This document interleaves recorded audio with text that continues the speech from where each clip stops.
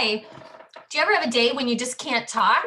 I have tried to record this video for you folks like 10 times, and this is going to be the one. Okay, so here we go.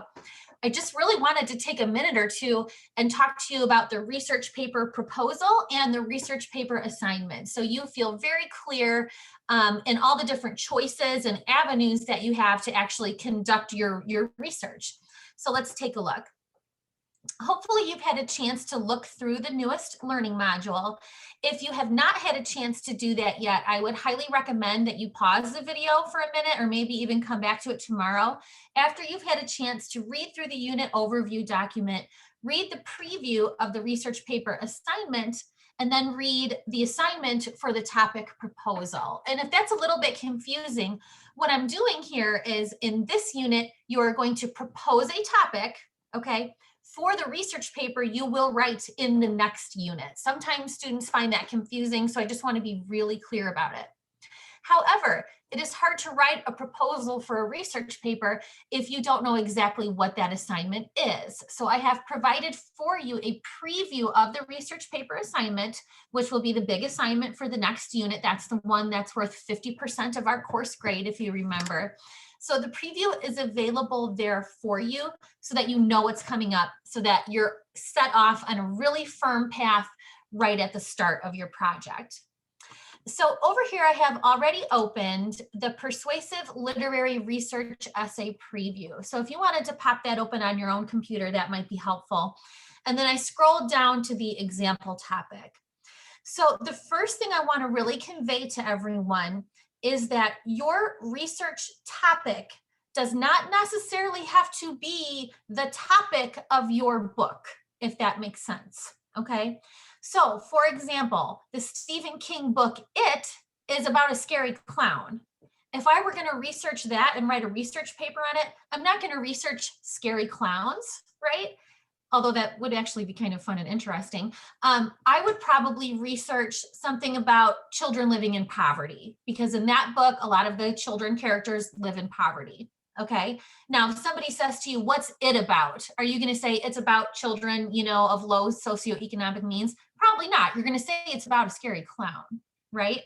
So what you want to think about for whatever book it is that you are selecting to dig into and discuss, and maybe it's more than one book, that would certainly be acceptable, is what element of this book do I want to pull out and dive into more deeply, okay? That it might be the topic of the book. You might be one of the people who's writing about a psychology book. There's a couple people in class doing that, and your book is literally about the topic that you're exploring. Fabulous. If that's the case for you, that's great. For others, for people who are doing more literary type of stuff, maybe that's not going to work for you. So let me give you an example here, another Stephen King example, because I love him. So if I were writing the research paper and I was wanting to bring in a new primary text, I would be talking about Stephen King's short story titled N. It's just titled the letter N. And if you like Stephen King and you haven't read this story, do it. I think it's one of his scariest pieces. It like kept me awake at night. So the short story N that I would write about, you can see here in this example topic that I've provided, and I would suggest you read through that really closely. It deals with obsessive compulsive disorder, okay?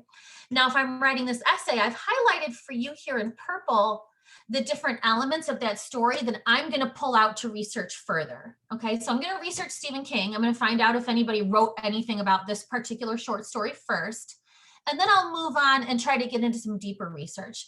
So there are some symbols that he uses really prominently in this story that I think learning more about would be useful. The monolith and the camera. Okay, those are going to appear over and over again in that story. He's trying to tell me something with that. So I'm going to research those two things and just see what I can learn about them. Another important theme in this story is the reality of living with a diagnosis of obsessive compulsive disorder, what we might know as OCD. Okay, so that's something else I'm going to want to learn more about. What is it like to live with OCD? What are the symptoms? What are the treatments? Things like that. The next thing I'll think about is, how does the narrator in this story relate to what I just learned about obsessive compulsive disorder? Here's where the original take is coming in, right? I'm the one who's putting these two subjects together and making a conversation about it. So how does the narrator relate to this idea of OCD?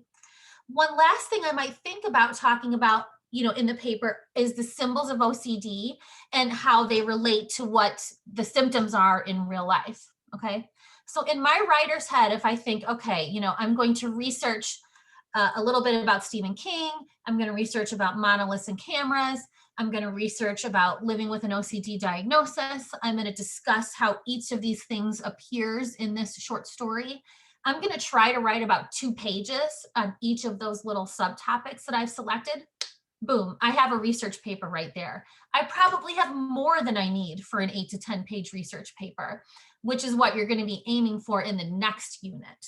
Okay, so all that is to say, whatever book it is that you're looking at, whether it's Stephen King or Dr. Seuss or a nonfiction book, somebody's writing about the author of Moneyball, there are many different avenues that you can pursue.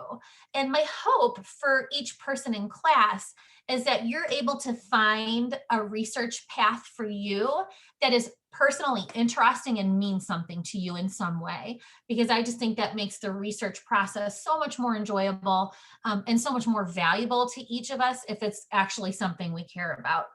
I could certainly assign everybody's reading this and you're all going to write a paper on that. And then you'll all be bored to death having to read that thing. And I'll be bored to death having to grade a million identical research papers. So I'm super excited to see all the different avenues that you come up with.